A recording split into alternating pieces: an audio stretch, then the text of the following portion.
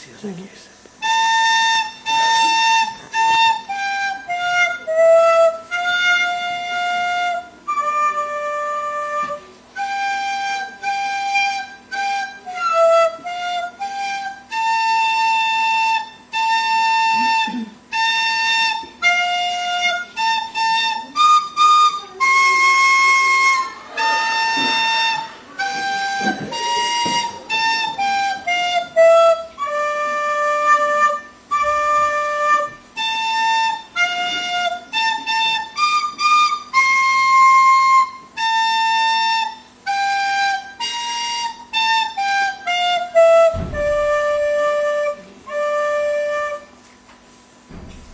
Századosul seje haj, századosul, ha felül a lovára. Visszatekint seje haj, visszatekint az elfáradt bakára. Ugye, fiúk, szép élet, a katona élet.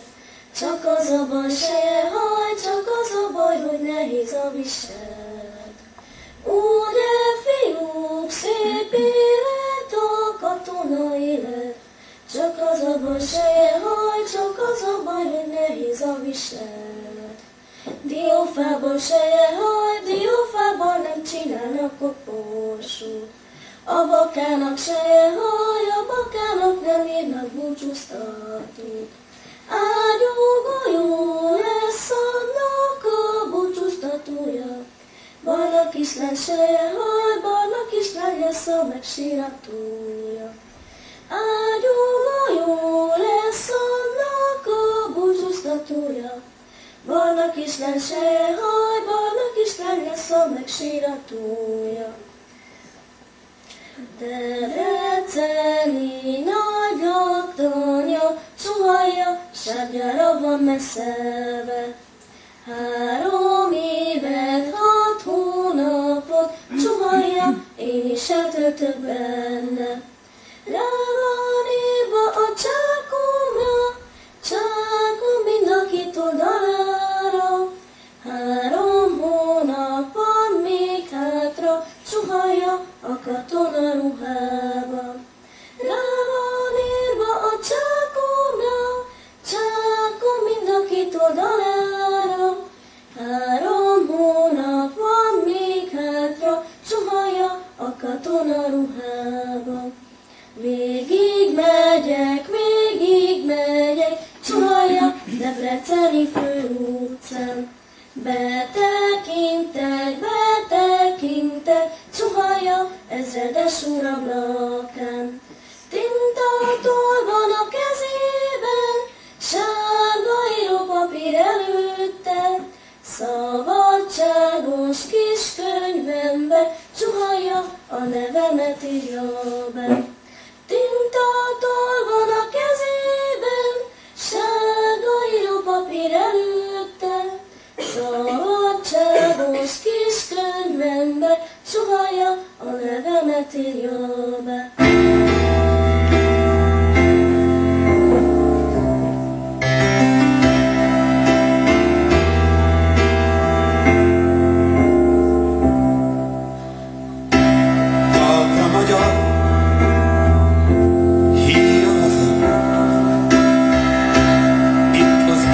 A fényből, vagy ennek a sötétből? Most vagy soha, rabok legyünk, vagy szabadok. Ez a kérdés, választhatok. Rabok voltunk, mostanáig kárhozottak.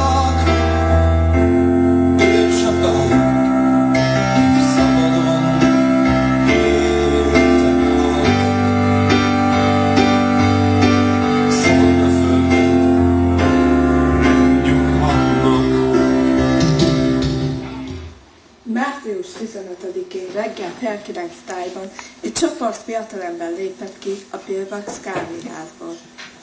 Sietősen, rendezetlen menetben indultak a közeli egyetem felé. Arcukba havas esőt vert a szél. Hányan voltak? 40-en? 80-an? Nem tudjuk pontosan. Annyi biztos, hogy kevesen. Elenyésző szám a 100 000-es városban. Maroknyi fegyvertelen csata. A Pesten állomásozó 7000 császári katonával, a budai vár ágyúival szemben. Lucskos utcán gyalogolt a kis csoport, kitért útjukból targonca, lovasszekért. Nem kiabáltak, nem énekeltek, még ütemre sem léptek. Mégis amerre elhaladtak, kinyílt az ablak. A boltosok az üzletajtóból mutogattak rájuk. Itt is, ott is lelépett valaki a járdával, és csatlakozott a menethez. Mentek, hogy maguk mellé vegyék az egyetemistákat, talpra állítsák a pesti nép ezreit, kiverekedjék a magyar szabadságot, vagy meghalljanak érte.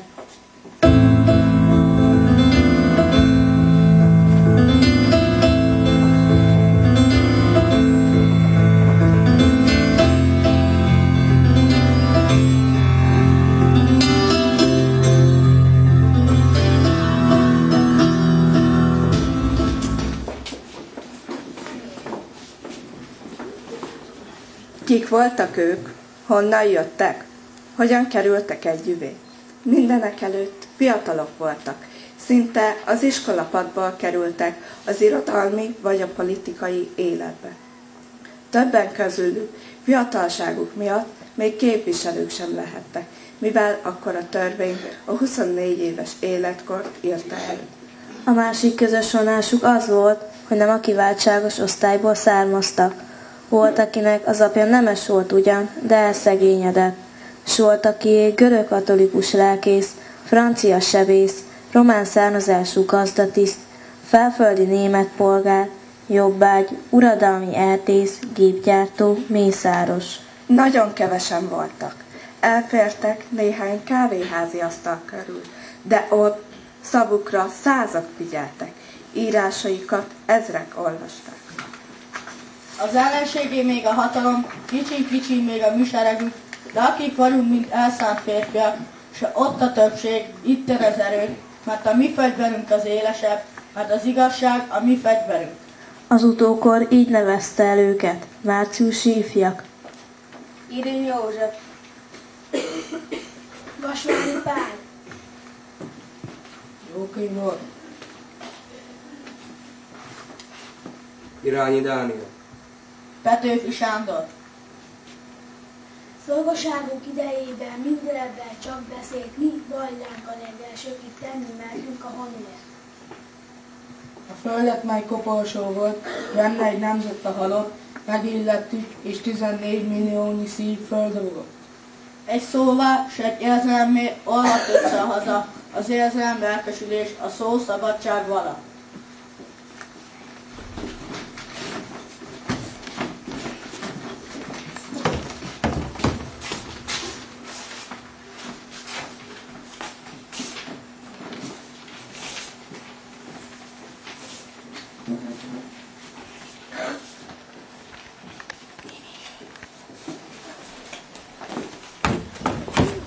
Testvéreim, a pillanat, amelyet élünk, komolyabb teendőkre szólít fel bennünket. Legyen béke, szabadság és egyetértés. Követeljük jogainkat, melyet eddig tőlünk elvontak.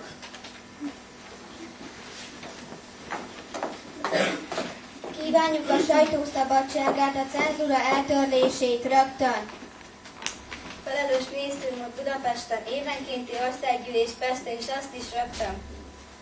Törvény előtti egyenlőséget polgár és vallási tekintetben. Kívánjuk, hogy a nemzeti őrségek azonnal felállítassék, védje hazáját minden férfi egyen, ha ne legyen. Közös teherviselés, úrbéri viszonyok megszüntetése. Esküdtszéket képviselet alapján magunk választjuk meg bíráinkat magunk közül.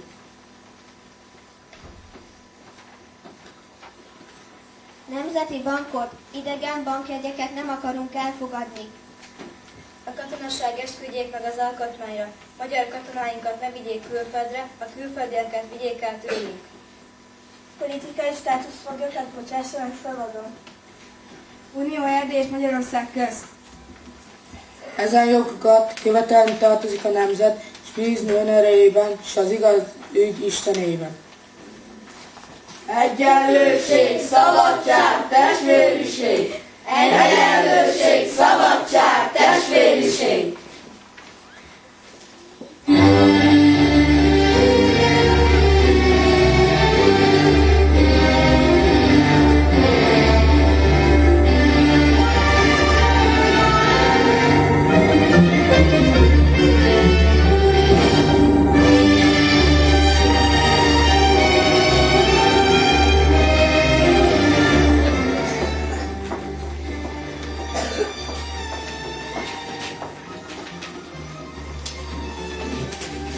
Talpra magyar, híja haza, itt az idő, most vagy soha, rabok legyünk, vagy szabadok? Ez a kérdés választhatom. A magyarok istenére esküszünk, hogy rabok tovább nem leszünk.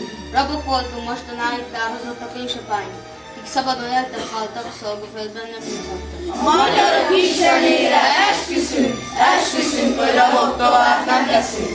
Sehogy naivítag ember, ki moshat el valami ember, kinek drágább ront élete, mint a haza becsülete. A magyarok istenére esküszünk, hogy rabok tovább nem leszünk.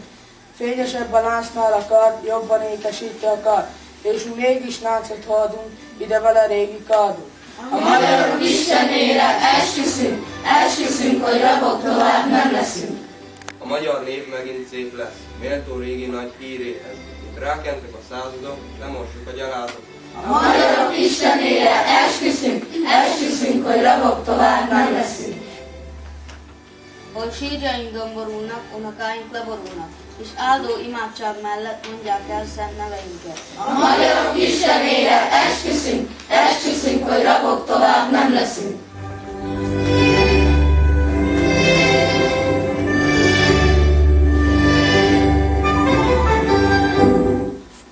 Ezen egész idő alatt szakadatlanul hullott az eső, és még más országokban eltakarodott ilyenkor a nép mozgalmi helyéről, a magyar hős kitartással tűrte az uhanyolást. Pillanatig sem tágítva, jogszerű követelésében bebizonyította ezáltal, hogy megéri már nem csak a jogokra, de példálásra is. A szakadó eső dacára mintegy 10 000 ember gyújt a múzeum elé. Onnan a városházára mentünk, hogy a 12 pontot magukénak akarják a polgárok is, és velünk egyesüljenek.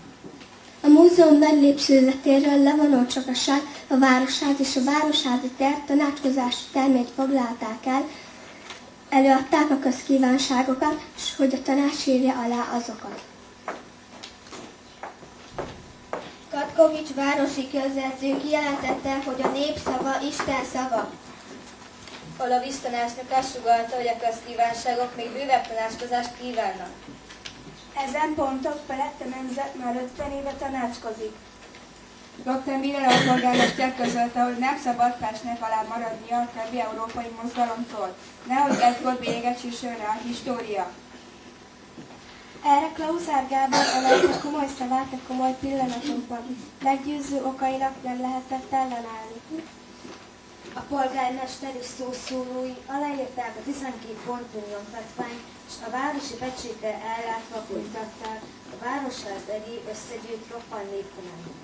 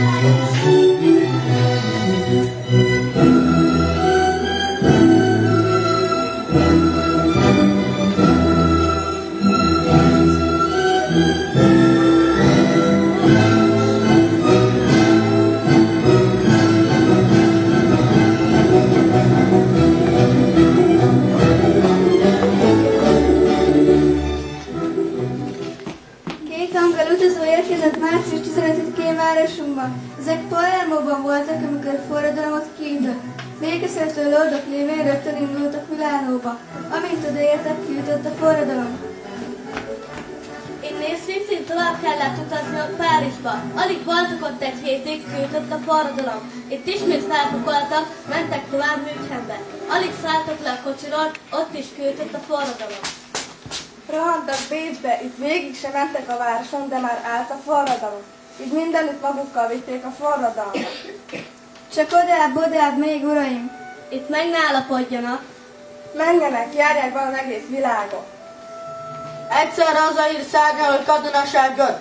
Körülnéztem, hogy vizsgáljam az arcokat, egyetlen ilyet arcot sem láttam. Minden ágon elkiálták. Fegyver, Budára, a helytartó tanácshoz Budára! Ez volt a forradalom következő logikus lépése. Így kellett cselekedni. A hídon már 20 000 ember vonult. Munkások, nemesek, diákok, polgárok, magyarok, németek, mindenféle nemzetiségű gyárdolgozó célegények. Élén a márciusi ifjakkal. A nagy méltóságú helytartó tanács sápadt alá, és reszketni méltóztatott. 5 perc nyílt tanácskozás után mindenbe beleegyezett. És megnyílt a fogolynak börtön ajtaja, s ő képzelhetetlenül meglepetve vezettették ki fogságából.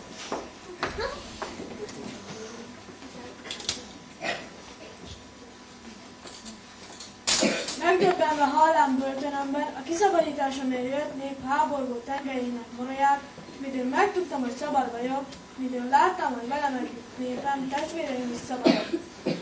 Midőn testvéreim, megszabadítóim öleltek, csókoltak, az elfogultság miatt nem tudtam megszólalni. Csak égő könnyén beszélték ki forró hálaérzelmeimet. Táncsics Mihály mintegy 10 000 ember kíséretében egész díszmelettel győzelmi pompával hoztuk a Budára Pestre este 8 óra tájban. Felesége számára rendelt bérkocsiból kifogtuk a lovakat, és felváltva még 12 ember húzta azt. Azon utcákon, ahol a menet elvonult, az ablakok hirtelen kivilágítottak, mindenfelől lelkes üdvözletek hangzottak. Éljen Táncsics Mihály a nép embere! Éljen a sajtószabadság! Éljen a szabadság! Így vontatták a népapostolát Sebesen Diádallal a Magyar Színházig. Itt Katona József bándicső művét játszották, melyben szintén szabadsághősök harcoltak az idegen elnyomás ellen. A pálhajók megnyíltak a népnek. A harsogó lárma és taps vihar közepette. A zenekar hirtelen elkezdte játszani a Rákóczi indulót.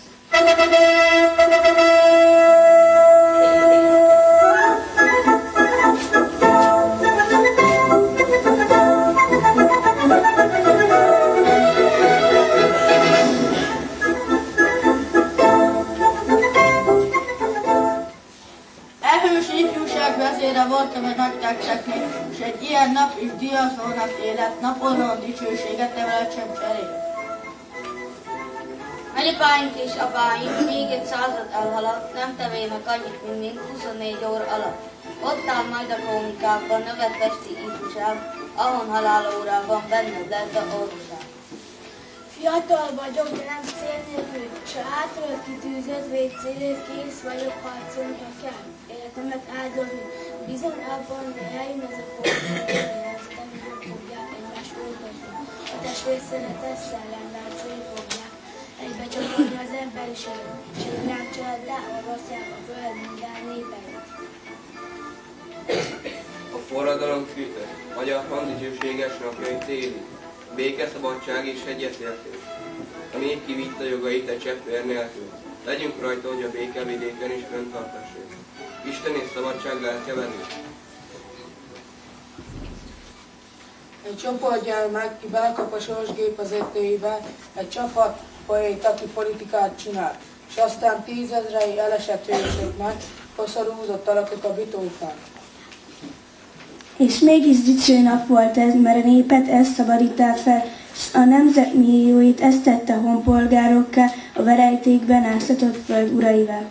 Minden búzakalász, melyet Magyarország földje terem, 1848. március 15-ének emlékét dicséri